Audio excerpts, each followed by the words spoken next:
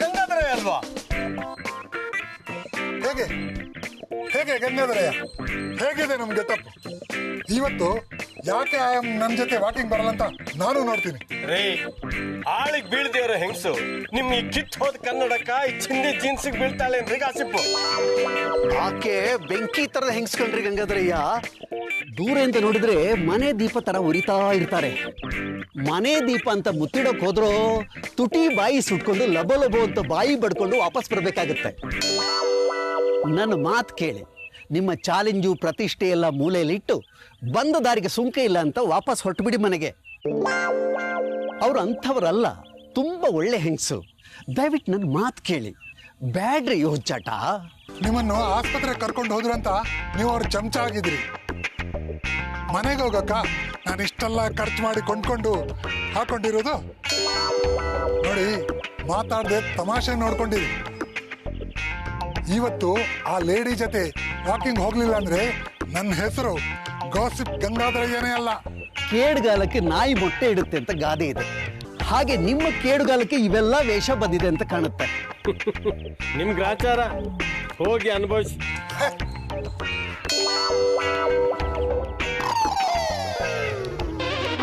ಇವತ್ತು ಈ ಮನುಷ್ಯರಿಂದ ದೂರ ಇರೋದೇ ವಾಸಿ.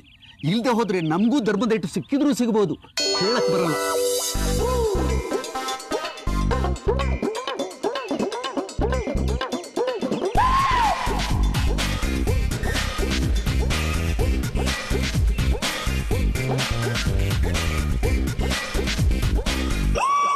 ಹಲೋ,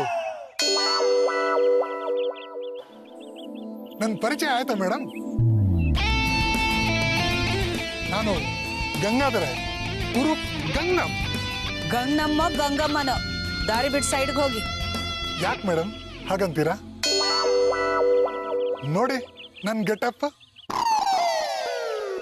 ನಿಮಗೋಸ್ಕರ ಕಷ್ಟಪಟ್ಟು ನನ್ನ ಗೆಟಪ್ ಎಲ್ಲ ಚೇಂಜ್ ಮಾಡ್ಕೊಂಡು ಬಂದಿದ್ದೀನಿ. ಈಗ ನಾನು ನಿಮ್ಮ ಸ್ಟೇಟಸ್ಗೆ ಸರಿಯಾಗಿದ್ದೀನಿ ಅನ್ಸುತ್ತಾ? ಭಾಸ್ಕರ್ ರಾಯರಿಗಿಂತ ನಾವು ಯಾವ್ದ್ರಲ್ಲೂ ಕಮ್ಮಿ ಇಲ್ಲ ಅಂತ ಈಗಲಾದ್ರೂ ಗೊತ್ತಾಯ್ತಾ? ಬರ್ತೀರಾ ನಮ್ ಜೊತೆ ವಾಕಿಂಗ್ಗೆ? ಭಾಸ್ಕರ್ ರಾಯರ್ ಯಾಕೆ ಬಂದ್ರು ಇಲ್ಲಿ ಮಧ್ಯ? ಅವ್ರಿಗೂ ನಿಮಗೂ ಯಾವ ಅರ್ಥದಲ್ಲಿ ಹೋಲಿಕೆ ಮಾಡ್ಕೋತಿದ್ದೀರಿ ನೀವು? ನೋಡಿ, ನೀವೇನೇ ಅಡ್ಡ ದಿಡ್ಡಿ ಪಲ್ಟಿ ಹೊಡೆದ್ರು ಭಾಸ್ಕರ್ ರಾಯರ ಕಿರು ಬೆರಳಿನ ತುದಿಲಿರೋ ಉಗುರಿನ ಕೊನೆಗೂ ಸಮ ಆಗೋ ಚಾನ್ಸೇ ಇಲ್ಲ. ನೀವು ಅವ್ರ ಹೆಸರು ಹೇಳೋ ಯೋಗ್ಯತೆನೂ ನಿಮಗಿಲ್ಲ. ಭಾಸ್ಕರ್ ರಾಯರಿಗೆ ಸಾಟಿ ಆ ಮೇಲಿರೋ ಭಾಸ್ಕರ ಮಾತ್ರ. ಮಾತಾಡಿದ್ರೆ ಮುತ್ತು ಉದುರು ಹೋಗುತ್ತೇನೋ ಅಂತ ಅಳದು ಸುರಿದು ಮಾತಾಡೋ ಅವರೆಲ್ಲಿ, ಬಾಯಿಗೆ ಬಂದಿದ್ನೆಲ್ಲ ಮಾತಾಡೋ ನೀವೆಲ್ಲಿ? ಕೆಂಬೂತ ಏನೇ ಮಾಡಿದ್ರು ತಾನೇ ನವಿಲಾಗಕ್ಕೆ ಸಾಧ್ಯ ಇದೆಯೇನ್ರಿ? ಸಜ್ಜನಿಕೆ ಅನ್ನೋದಕ್ಕೆ ಸಮಾನಾರ್ಥಕ ಪದನೇ ಭಾಸ್ಕರ್ ರಾಯರು ಅನ್ನೋ ಹೆಸರು. ಸ್ನೇಹ ಅನ್ನೋ ಸಂಬಂಧಕ್ಕೆ ಕಿರೀಟದ ಮಣಿ ಆ ಭಾಸ್ಕರ್ ರಾಯರು. ಅವ್ರ ಜೊತೆ ನಿಮ್ಮನ್ನ ಹೋಲಿಕೆ ಮಾಡ್ಕೊಳಕ್ ಬಂದಿದ್ದೀರಲ್ಲ, ಒಂದ್ ಸ್ವಲ್ಪನಾದ್ರೂ ಮರ್ಯಾದೆ ಅನ್ನೋದೇ ಇಲ್ವಾ ನಿಮ್ಗೆ? ಇನ್ಯಾವತ್ತು ಹೀಗೆ ಚಿಲ್ರೆ ಮನುಷ್ಯರ ತರ ನನ್ನ ಫಾಲೋ ಮಾಡ್ಕೊಂಡು ಬರಬೇಡಿ. ನಾಳೆನೂ ಹೀಗೆ ಜೊಲ್ ಸುರಿಸ್ಕೊಂಡು ಬಂದ್ರೆ ಇವತ್ತು ನಿಮ್ ಮುಂದೆ ಮಾತ್ರ ಆಡಿರೋ ಮಾತುಗಳನ್ನ ನಾಳೆ ನಿಮ್ ಗೆಳೆಯರ ಮುಂದೆ ಆಡಿ ನಿಮ್ ಮರ್ಯಾದೆನ ಹರಾಜು ಹಾಕ್ಬೇಕಾಗತ್ತೆ. ಹುಷಾರ್. ಹಾಕೊಳ್ಳೋ ಬಟ್ಟೆ ಬಗ್ಗೆನೆ ಗಮನ ಇಲ್ದಿರೋ ನೀವು ಇನ್ನೊಂದು ಹೆಣ್ಣಿನ ಸ್ನೇಹನ ಹೇಗ್ರಿ ಬಯಸ್ತೀರಾ? ಸರಿ ಪಕ್ಕಕ್ಕೆ.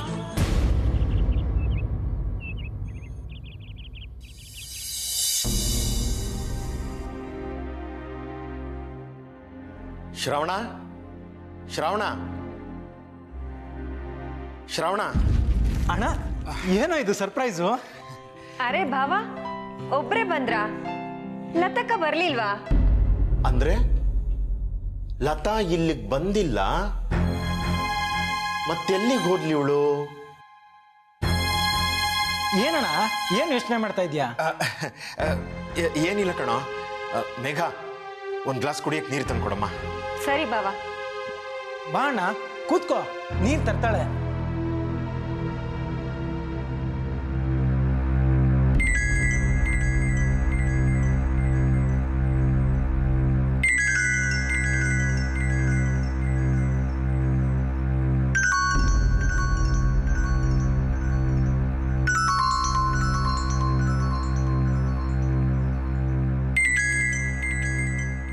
ಯಾಕಣ್ಣ ಹುಷಾರಾಗಿದ್ಯಾ ತಾನೆ? ಹಾಗೇನಿಲ್ಲ ಕಣೋ, ನೆನ್ನೆ ಮೊನ್ನೆಯಿಂದ ಸಿಕ್ಕಾಪಟ್ಟೆ ಜ್ವರ. ಮುಖ ನೋಡಿದ್ರೆ ಗೊತ್ತಾಗತ್ತೆ, ತುಂಬಾ ಟಯರ್ಡಾಗಿ ಕಾಣ್ತಿದ್ಯಾ. ಏನ್ ಬಾವಾ, ಇಂಥ ಮಳೆಗಾಲದಲ್ಲೂ ಇಷ್ಟು ಬೆವರ್ತಾ ಇದ್ದೀರಾ?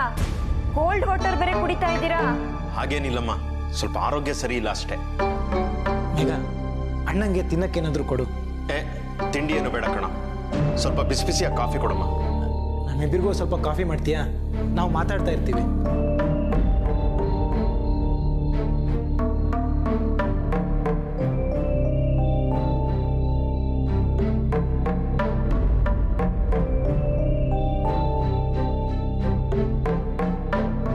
ಶ್ರಾವಣ,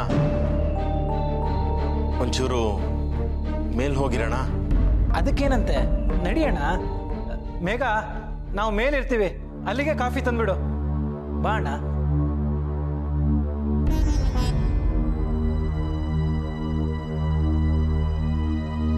ಭಾವನ್ ಮುಖ ನೋಡಿದ್ರೆ ಏನೋ ಆಗ್ಬಾರ್ದಾಗಿರ್ಬೇಕು. ಆ ರೌಡಿ ಕಡೆಯವರು ಕೆಲಸ ಮಾಡ್ಕೊಟ್ಟಿಲ್ಲ ಅಂತ ಏನಾದ್ರೂ ಕರ್ಕೊಂಡು ಹೋಗಿ ಚೆನ್ನಾಗಿ ರಿಪೇರಿ ಮಾಡಿರ್ಬೇಕು. ಆದ್ರೆ ಅವ್ರು ನಮ್ಮನೆಗೆ ಯಾಕೆ ಬಂದ್ರು? ಏನಾದ್ರೂ ದುಡ್ಗಿಟ್ ಕೇಳಕ್ ಬಂದಿರ್ಬೋದಾ? ಉಪವಾಸದವಳ ಮನೆಗೆ ಏಕಾದಶಿಯವಳು ಬಂದ್ರೆ ಏನ್ ಸಿಗುತ್ತೆ? ಗೆಪ್ಪೆ.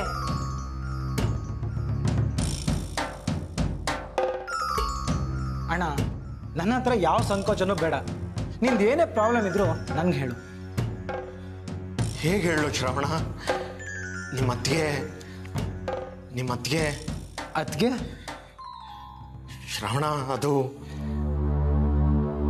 ನಿಮ್ಮತ್ತಿಗೆ ರಾತ್ರಿ ಮನೆ ಬಿಟ್ಟು ಹೋಗ್ಬಿಟ್ಟಿದ್ದಾಳೋ? ವಾಟ್? ಎಲ್ಲಿಗೋದ್ಲು ಅಂತ ಗೊತ್ತಿಲ್ವೋ? ನಿನ್ನೆ ರಾತ್ರಿನೇ ಮನೆ ಬಿಟ್ಲು. ಏನು ಹೇಳ್ತಿದ್ಯಾ ಅಣ್ಣ? ಲತಾ ಮನೆ ಬಿಟ್ಟು ಹೋಗುವಾಗ ಅವಳು ಹೋಗ್ತಾ ಇದ್ದಾಳೆ ಅಂತ ನನಗೆ ಕೋಪ ಬಂತು. ಸುಮ್ಮನಾದೆ. ಎಲ್ಲಿಗೆ ಹೋಗ್ತಾಳೆ ಹೋಗ್ಲಿ ಅಂತ ಸುಮ್ಮನಿದ್ದೆ. ಆದ್ರೆ ಇಲ್ಲಿಗೆ ಬಂದು ನೋಡಿದ್ಮೇಲೆ ಅವಳು ಇಲ್ದೇ ಇರೋದು ನೋಡಿ ನನಗೆ ತುಂಬಾ ಟೆನ್ಷನ್ ಆಗ್ತಾ ಇದೆ ಕಣೋ. ಯೋಚನೆ ಮಾಡಬೇಡ ಅಣ್ಣ. ಅದಕ್ಕೆ ಬಹುಶಃ ಅವ್ರ ತವ್ರ ಮನೆಗೆ ಹೋಗಿರ್ಬೇಕು. ಹೆಣ್ಮಕ್ಳಿಗೆ ಏನೇ ಕಷ್ಟ ಬಂದ್ರು ಫಸ್ಟ್ ನೆನಪಾಗೋದೇ ತವ್ರ ಮನೆ.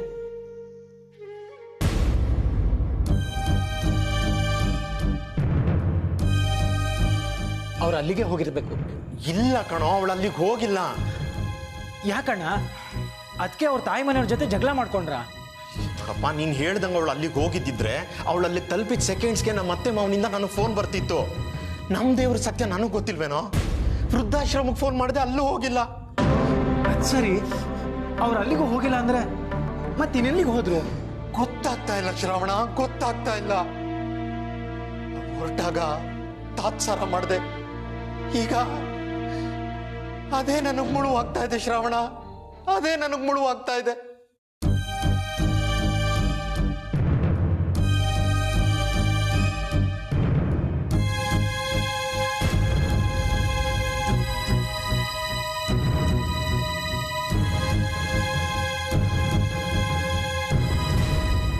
ತಗೊಳ್ಳಿ ಕಾಫಿ.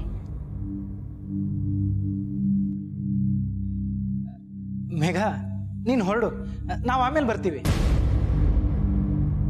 ನೀನು ಹೊರಡು. ಅಣ್ಣ ಆಫೀಸಿನ ವಿಷಯನ ಮಾತಾಡ್ತಿದ್ದಾನೆ.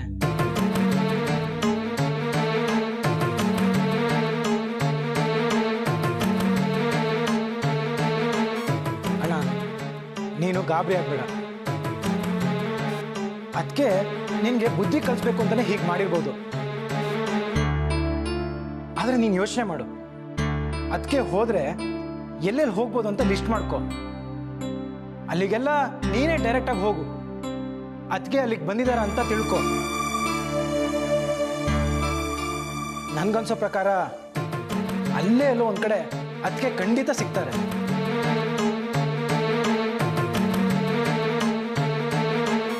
ಶ್ರವಣ, ನಿಮ್ಮ ಅತ್ತಿಗೆ ಖಂಡಿತ ಸಿಗ್ತಾಳೇನೋ? ನಿನಗೆ ನಂಬಿಕೆ ಇದೆಯಾ? ನಂಬಿಕೆ ಇದೆ, ಹೋಪ್ಸ್ ಕಳ್ಕೋಬೇಡ, ಖಂಡಿತ ಸಿಗ್ತಾರೆ. ಶ್ರವಣ, ತುಂಬಾ ಟೆನ್ಷನ್ ಆಗ್ಬಿಟ್ಟಿದೆ ಕಣ.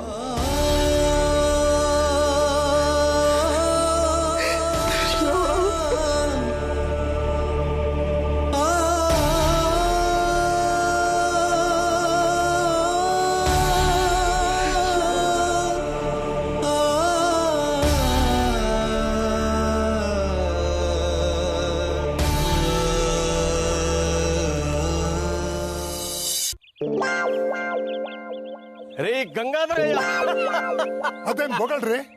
ರೀ ಗಂಗಾಧರಯ್ಯ, ನಿಜವಾಗೂ ನೀವು ಎಂತ ಬೇಸ್ ಕೆಲಸ ಮಾಡಿದ್ದೀರಿ ಅಂತ ಹೇಳಿದ್ರೆ ಪುಕ್ಕಟೆಯಲ್ಲಿ ಅತ್ಯದ್ಭುತವಾದ ಮನೋರಂಜನೆಯನ್ನು ಕೊಟ್ಟು ಬಿಟ್ಟಿದ್ದೀರಿ. ನಾನೇನ್ ಕಮಿಡಿಯನ್ ಅನ್ಕೊಂಡ್ರ? ಟಿಕೆಟ್ ಕೊಟ್ಟು ಕಾಮಿಡಿ ಸಿನಿಮಾಕ್ಕೆ ಹೋದ್ರು ಅದರಲ್ಲಿ ಇಂಥ ಸೀನ್ ಸಿಗೋದಕ್ಕೆ ಸಾಧ್ಯ ಇಲ್ಲ. ನಿಜವಾಗಿಯೂ ಇದು ಎಂಟರ್ಟೈನ್ಮೆಂಟ್ ಅಂಡ್ ಎಂಜಾಯ್ಮೆಂಟ್. ಕೋಟಪ್ಪ, ಕೋಪ ಯಾಕ್ರಿ ಮಾಡ್ಕೊಳ್ತೀರಾ? ನೀವು ಹೀಗೆ ಕೂಗಿದ್ರೆ ನನ್ನ ಕೋಟ್ ಕೂಡ ಹೆದರೋದಿಲ್ಲ. ಅಲ್ಲ, ನಾನೀಗ ಏನ್ ಅನ್ಬಾರ್ದು ಅಂದೆ, ಪುಕ್ಕಟೆ ಮನರಂಜನೆ ಸಿಕ್ತು ಅಂತ ಹೇಳೋನಿದ್ದೆ ಅಷ್ಟೇ. ಅಲ್ಲ, ಅದಕ್ಕಾಗಿ ನಾನು ನಿಮಗೆ ಕೃತಜ್ಞತೆಯನ್ನು ಅರ್ಪಿಸ್ತಾ ಇದ್ದೇನೆ. ಬೆಂಕಿ ಬಿತ್ತು ನಿಮ್ ಕೃತಜ್ಞತೆಗೆ. ಮೈ ಉರ್ದು ಕೆಂಡ ಆಗ್ತಾ ಇದೆ. ಕಂಡ ಹೆಂಗಸ ತಂಟೆಗೆ ಹೋದ್ರೆ ಮೈ ಮೇಲೆ ಕೆಂಡ ಬೀಳೋದಲ್ದೆ ಬಾಸುಂಡೆನೂ ಹೇಳುತ್ತೆ. ಆಗಬಾರ್ದು ಅವಮಾನನೂ ಆಗುತ್ತೆ. ನೀವೀಗ ಬಾಯಿ ಮುಚ್ಕೊಂಡಿದ್ರೆ ಸರಿ, ಇಲ್ದಿದ್ರೆ ಏನ್ ಮಾಡ್ತೀರಾ? ನೋಡ್ತೀರಿ ಏನ್ ಮಾಡ್ತೀನಿ ಅಂತ. ಏನು ಮಾಡಕ್ ಆಗೋದಿಲ್ಲ ನಿಮಗೆ. ಒಂದು ಹೆಣ್ಣಿನ ಮುಂದೆನೆ ನಿಮ್ಮ ಯಾವ ಪ್ರತಾಪನ ನಡೀಲಿಲ್ಲ. ಇನ್ನು ನಾನ್ ಗಂಡ್ಸ್, ನನ್ ಮುಂದೆ ನಿಮ್ಮ ಯಾವ ಆಟ ನಡೆಯೋದಕ್ಕೆ ಸಾಧ್ಯ ಇದೆ ಹೇಳಿ? ಬೇಡ ಕೋಟಪ್ಪ. ಹೈ ವೋಲ್ಟೇಜ್ ಕಂಬ ಹತ್ತಕ್ ಹೋಗ್ಬೇಡಿ ಅಂತೇಳಿ ಸಾರಿ ಹೇಳಿದ್ವಿ. ಆದ್ರೆ ಕೇಳದೆ ಹೋದವ್ರು ಯಾರು? ನಾನು ಯಾರ ಮಾತು ಕೇಳೋನಲ್ಲ. ಅದಕ್ಕೆ ಈಗ ಅನುಭವಿಸ್ತಾ ಇದ್ದೀರಾ. ನನ್ಗೇನು ಆಗಿಲ್ಲ, ಚೆನ್ನಾಗೇ ಇದ್ದೀನಿ. ಆ ಯಮ್ಮ ಕುದಿಯೋ ಎಣ್ಣೆ ಇದ್ದ ಹಾಗೆ ಹತ್ರ ಹೋಗಿ ಮುಖ ಒಡ್ಬೇಡಿ ಅಂತ ಬಡ್ಕೊಂಡ್ವಿ. ಆದ್ರೆ ಅದನ್ನು ಕೇಳದೆ ಮುಖ ಒಡ್ಡಿ ಮುಖ ಸುಟ್ಕೊಂಡವ್ರು ಯಾರು? ಹೋಗಿ ನಿಮ್ ಮುಖ ನೋಡ್ಕೊಳ್ಳಿ. ಸುಟ್ಟ ಗಾಯದ ಮೇಲೆ ಬರೆ ಹಾಕ್ಬೇಡ್ರಿ ನೀವು. ಹಾಕ್ತೀನಿ, ಏನ್ ಮಾಡ್ತೀರಾ? ಪ್ರತಿಭಾ ಗುಂಟೂರ್ ಅವರು ಸಿಡ್ಲು ಬರಿ ಅಂತ ಹೇಳಿದ್ವಿ, ಕೇಳಿದ್ರಾ? ಇನ್ನೊಂದು ಮಾತಾಡಿದ್ರೆ ಇಲ್ಲೊಂದು ಕೊಲೆ ಆಗುತ್ತೆ.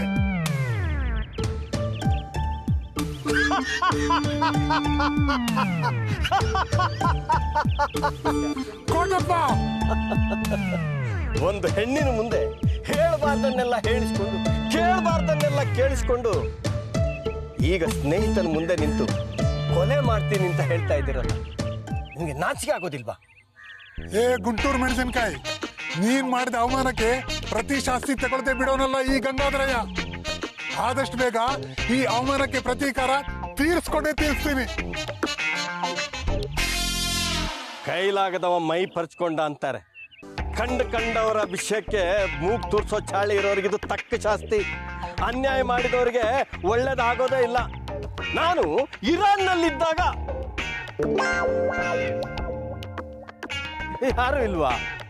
ಯಾರು ಇಲ್ಲ, ನಾನು ಯಾರಿಗೇನು ಹೇಳಿ? ಜಾರ್ಜ್ ಇಲಿಯಟ್ ಒಂದ್ ಕಡೆ ನಮ್ಮ ಶ್ರಮಕ್ಕೆ ಸಿಗೋ ಪ್ರತಿಫಲ ಬಿಟ್ಟು ಇನ್ನೊಬ್ರು ಹಣ ಆಸ್ತಿಗೆ ಆಸೆ ಪಡೋದು ಮನುಷ್ಯರ ಸಣ್ಣ ಬುದ್ಧಿ ಅಂದಿದ್ದಾನೆ. ಅದರಿಂದ ಕಷ್ಟ ಕಟ್ಟಿದ ಬುದ್ಧಿ ಅಂತಾನೂ ಹೇಳಿದಾನೆ. ಲೇಖಕರಿಗೇನು ಹೇಳು, ಪೆನ್ನು ಪೇಪರ್ ಸಿಕ್ಕರೆ ಏನ್ ಬೇಕಾದ್ ಬರೀತಾರೆ. ಅಷ್ಟಲ್ದೆ ಹೇಳ್ತಾರೆ, ಇಷ್ಟು ಚಿಕ್ಕ ಮಸಿ ಎಷ್ಟೋ ಲಕ್ಷ ಮನಸ್ಸುಗಳನ್ನ ಕೆಡ್ಸೋ ತಾಕತ್ತಿದೆ ಅಂತ. ಕೆಡ್ಸೋದು ಅಂತ ನೀನ್ ತಿಳ್ಕೊಂಡಿದ್ಯಾ, ಆದ್ರೆ ಒರಿಜಿನಲಿ ಇರೋದು ಎಷ್ಟೋ ಮನ್ಸುಗಳನ್ನ ಯೋಚನೆ ಮಾಡಕ್ ಹಚ್ಚುತ್ತೆ ಅಂತ. ಎರಡೂ ಆಗ್ಬೋದು, ಆದ್ರೆ ಯಾವ್ದನ್ನ ಹೇಗ್ ಅರ್ಥ ಮಾಡ್ಕೊಳ್ತೀವಿ ಅನ್ನೋದ್ರ ಮೇಲೆ ಡಿಪೆಂಡು. ಅನಘ, ನಾವಿನ್ಮೇಲೆ ಬೇರೆಯವ್ರ ದುಡ್ಡು ಕದಿಯೋದು ಬೇಡ ಕಣೆ. ಇನ್ನೇನು, ನಮ್ ದುಡ್ಡನ್ನ ನಾವೇ ಕದ್ಕೊಳ್ಳೋದು ಅಂತೀಯಾ? ಹೋಗ್ಲಿ, ಅದಕ್ಕಾದ್ರೂ ನಮ್ಮ ಹತ್ರ ದುಡ್ಡಿರ್ಬೇಕು ತಾನೆ. ನನಗಂತೂ ಇತ್ತೀಚೆಗೆ ಈ ದುಡ್ಡಿಂದ ಖುಷಿ ಆಗ್ಲಿ ಸಂತೋಷ ಆಗ್ಲಿ ಕೊಂಡ್ಕೊಳಕ್ ಆಗಲ್ಲ ಅಂತ ಅನ್ಸೋಕ್ ಶುರುವಾಗಿದೆ. ನಿನ್ಗೇನಪ್ಪ, ಕ್ಷಣಕ್ಕೆ ಒಂದೊಂದು ಅನ್ಸತ್ತೆ. ನಿನ್ನ ಅನಿಸಿಕೆಗಳಿಗೆಲ್ಲ ಸೊಪ್ಪು ಹಾಕ್ತಾ ಹೋಗಿದ್ರೆ ಇಷ್ಟ ದಿನ ನಾವು ಮಾಡಿದ ಎಂಜಾಯ್ಮೆಂಟ್ಗಳಿಗೆ ದುಡ್ಡು ಹೊಂದ್ಸಕ್ ಆಗ್ತಿತ್ತಾ? ಇನ್ನೊಬ್ರು ಪೆಟ್ರೋಲ್ ಅಲ್ಲಿ, ಬೇರೆಯವರ ಬೈಕು ಕಾರಲ್ಲಿ ಊರೆಲ್ಲ ಸುತ್ತಕ್ ಆಗ್ತಿತ್ತಾ? ಅದೆಲ್ಲ ಆ ಕ್ಷಣದ ಸುಖಕ್ಕೆ ಮಾತ್ರ ಅನಘ. ಪರ್ಮನೆಂಟ್ ಆಗಿ ಸುಖ ಬೇಕು ಅಂದ್ರೆ ನಿಜವಾಗ್ಲೂ ಕಷ್ಟಪಡ್ಬೇಕು. ಹೇಗೋ ಕಷ್ಟಪಟ್ಟು ನೆಮ್ಮದಿಯಾಗಿ ಬದುಕಬೇಕು.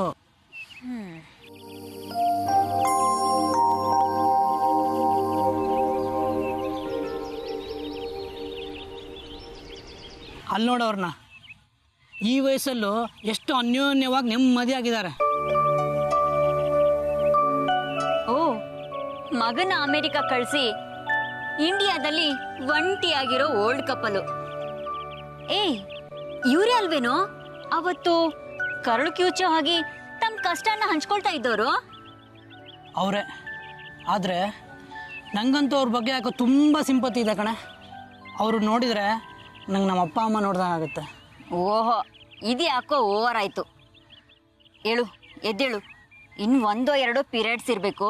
ಅದನ್ನ ಅಟೆಂಡ್ ಮಾಡಿ ಕ್ಲಾಸ್ನ ಉದ್ಧಾರನಾದ್ರೂ ಮಾಡೋಣ. ಈ ಪಾರ್ಕಲ್ಲಿ ಎಷ್ಟೊತ್ತು ಕೂತಿದ್ರು ಉಪಯೋಗ ಆಗುವಂಥದ್ದು ಏನು ಗಿಟ್ಟಲ್ಲ ಅಂತ ಗೊತ್ತಾಗೋಯ್ತು. ಹೇ ಹೇ, ಓ ಮೈ ಗಾಡ್, ಅವ್ರು ಬಿದ್ದೇ ಬಿಟ್ರು. ಕಮಾನ್.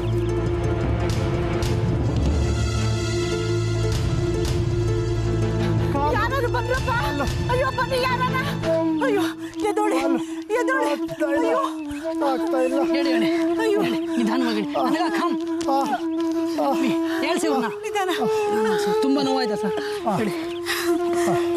ಬನ್ನಿ ಸರ್. ನಿಮ್ಮಿಂದ ತುಂಬಾ ಉಪಕಾರ ಆಯ್ತಪ್ಪ, ತುಂಬಾ ಉಪಕಾರ ಆಯ್ತು. ಕರೆಕ್ಟ್ ಟೈಮಿಗೆ ಬಂದು ಹೆಲ್ಪ್ ಮಾಡಿದೆಪ್ಪ. ದೇವ್ರು ಚೆನ್ನಾಗಿಟ್ಟಿರ್ಲಿ ಕಣಪ್ಪ ನಿಮ್ಮನ್ನ. 100 ಕಾಲ ಬಾಳಿ.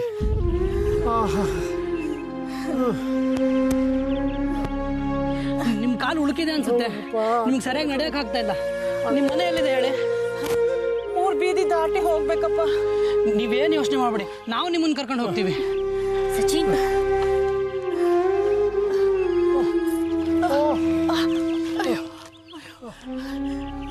ಸೋಷಿಯಲ್ ಸರ್ವಿಸ್ ಎಲ್ಲ ನಮ್ಗೆ ಬೇಕಾ? ಮನುಷ್ಯ ಅಂದ್ಮೇಲೆ ಲೈಫಲ್ಲಿ ಇದೆಲ್ಲ ಇದ್ದದ್ದೇ. ನೋಡು, ಪಾರ್ಕ್ ದಾಟ್ಸ್ಬಿಡೋಣ, ಆದ್ರೆ ಮನೆ ಹೋಗೋ ಉಸ ಬರೀ ಬೇಡ. ನೀನ್ ಬರ್ದೇ ಇದ್ರೆ ಹೋಗು, ನಾನು ಅವ್ರನ್ನ ಮನೆ ತಲುಪ್ಸ ಬರೋದು. ಪಾಪ ನಿಮ್ದೇನ್ ಕೆಲಸ ಇತ್ತೋ ಏನೋಪ್ಪ, ನೋಡ್ಕೊ ಹೋಗಿ. ಏನ್ ಪರವಾಗಿಲ್ಲ, ಏನಾರು ಮಾಡ್ತೀವಪ್ಪ, ಹೋಗ್ತೀವಿ ಕಣೋ. ಏನ್ ತೊಂದರೆ ಇಲ್ಲ ಸರ್, ನಾನು ನಿಮ್ಮ ಮನೆಗೆ ಮುಟ್ಸೇ ಬರ್ತೀನಿ. ಬನ್ನಿ. ನಿಧಾನ ಸರ್.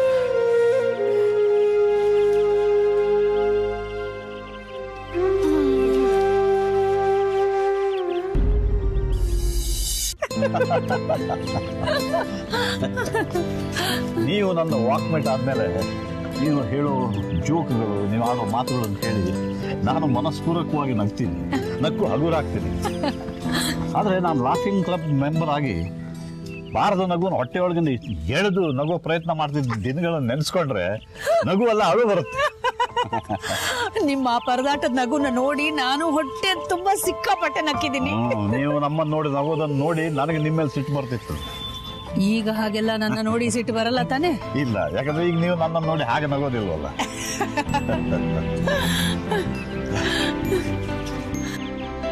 ನೀವು ದೇವಸ್ಥಾನಕ್ಕೆ ಹೋಗಲ್ವಾ? ಇಲ್ಲ. ಯಾಕೆ? ದೇವರಲ್ಲಿ ನಂಬಿಕೆ ಇಲ್ವಾ? ನಾನ್ ನಂಬುವಂಥ ದೇವರು ಯಾವುದೇ ಫೋಟೋದಲ್ಲಿ ದೇವಸ್ಥಾನದಲ್ಲಿ ಇಲ್ವಲ್ಲ ರಾಯ್ರೆ, ಅದಕ್ಕೆ ದೇವಸ್ಥಾನಕ್ಕೆ ಹೋಗಲ್ಲ. ನೀವು ಹೋಗ್ತೀರಾ ದೇವ್ರನ್ನ ಮೀಟ್ ಮಾಡಕ್ಕೆ? ನೀವು ಕೇಳೋ ರೀತಿ ಅಲ್ಲದೆ Mirchi. If god and guru stand before you, ಯಾರಿಗೆ ಮೊದಲು ನಮಸ್ಕಾರ ಮಾಡ್ತೀಯ ಅಂದರೆ ಉತ್ತರ ಗುರುಗೆ. ಯಾಕಂದರೆ ಗುರು ದೇವರ ಹತ್ರ ಕರ್ಕೊಂಡು ಹೋಗ್ತಾನೆ ಅಂತಾನೆ. ಹಾಗೆ ಪ್ರತಿ ಗುರುವಾರ ನಾನು ನನ್ನ ಗುರುವಿನ ದೇವಸ್ಥಾನಕ್ಕೆ ಹೋಗ್ತಿದ್ದೀನಿ. ಹೂವಿನ ಹಾರ ಹಾಕಿ ಕರ್ಪೂರ ಹಚ್ಚಿ ಕೈ ಮುಗಿದು ಬಂದರೆ ಮನಸ್ಸಿಗೆ ಒಂಥರ ನೆಮ್ಮದಿ. ಒಬ್ರು ಕವಿವರ್ಯ ಬರೆದಿದ್ದಾರೆ, ಎಲ್ಲೋ ಹುಡುಕಿದೆ ಇಲ್ಲದ ದೇವರ ಕಲ್ಲು ಮಣ್ಣುಗಳ ಗುಡಿಯೊಳಗೆ, ಇಲ್ಲೇ ಇರುವ ಪ್ರೀತಿ ಪ್ರೇಮಗಳ ಗುರುತಿಸಲಾರದೆ ನಮ್ಮೊಳಗೆ ಅಂತ. ನಾನು ಇಂಥ ಪ್ರೀತಿ ಪ್ರೇಮನೇ ದೇವರು ಅಂತ ನಂಬ್ತೀನಿ. ನನಗಿದ್ರಲ್ಲೇ ನೆಮ್ಮದಿ ಸಿಗುತ್ತೆ. ದೇವಸ್ಥಾನದಲ್ಲಿ ನನಗೆ ನೆಮ್ಮದಿ ಸಿಗಲ್ಲ. ನಿಮ್ಮ ಕಣ್ಣಲ್ಲಿ ಯಾವತ್ತಾದ್ರೂ ನೀರು ಬಂದಿದೆಯಾ? ಧಾರಾಳವಾಗಿ. ನನಗೆ ಖುಷಿ ಆದರೂ ಕಣ್ಣೀರು ಬರುತ್ತೆ, ದುಃಖ ಆದರೂ ಕಣ್ಣೀರು ಬರುತ್ತೆ. ನನ್ನ ಹೆಂಡತಿ ಸತ್ತಾಗ ನಾನು ತುಂಬ ಹತ್ತಿದ್ದೆ. ಈಗಲೂ ನೆನಪಾದಾಗ ಸ್ವಲ್ಪ ಕಣ್ಣು ಒದ್ದೆ ಆಗ್ತವೆ. ಗಂಡಸಾದರೂ ಒಂಥರ ನಾನು ಹೆಂಗಸರ ಥರ ಸೆಂಟಿಮೆಂಟಲ್ ಫುಲ್. ನಿಮ್ಮ ಅಭಿಪ್ರಾಯಕ್ಕೆ ನಾನು ಒಂದು ಅಪವಾದ. Take back your words. ನಾನು ಸೆಂಟಿಮೆಂಟಲ್ ಫೂಲ್ ಅಲ್ಲ. ನನ್ನ ಕಣ್ಣಲ್ಲಿ ನೀರು ಬರೋಲ್ಲ, ಬರೋದೇ ಇಲ್ಲ. ನನ್ನ ಗಂಡ ಸತ್ತಾಗ್ಲೂ ನನ್ನ ಕಣ್ಣಲ್ಲಿ ಒಂದು ಹನಿ ನೀರು ಬಂದಿರಲಿಲ್ಲ. ನಾನು ಅತ್ತೇ ಇರಲಿಲ್ಲ, ಗೊತ್ತಾ ನಿಮಗೆ? ನಾನು ತುಂಬ ಪ್ರಾಕ್ಟಿಕಲ್. ನೀವು ಹಾಗೇ ಇರಬೇಕು. ನೀವು ಅಷ್ಟೇ, ನೀವಿರೋ ಹಾಗೆ ಇರಬೇಕು. ಅಲ್ಲ, ಯಾವ ವಿಷಯ ತಗೊಂಡ್ರು ನಮ್ಮಿಬ್ಬರಲ್ಲಿ ಎಂಥ ವೈರುಧ್ಯ. ವೈರುಧ್ಯಗಳಿದ್ರೂ ಕೂಡ ಸ್ನೇಹ ಬೆಳೆಯುತ್ತೆ ಅನ್ನೋದಕ್ಕೆ ನಾವಿಬ್ರು ಒಳ್ಳೆ ಉದಾಹರಣೆ. ವೈರುಧ್ಯಗಳಿದ್ರೂ ನಮ್ಮಲ್ಲಿರೋ ಕಾಮನ್ ಎಲಿಮೆಂಟ್ ಅಂದ್ರೆ ಸ್ನೇಹ. ಸ್ನೇಹದ ಕಡಲಲ್ಲಿ ನೆನಪಿನ ದೋಣಿಯಲ್ಲಿ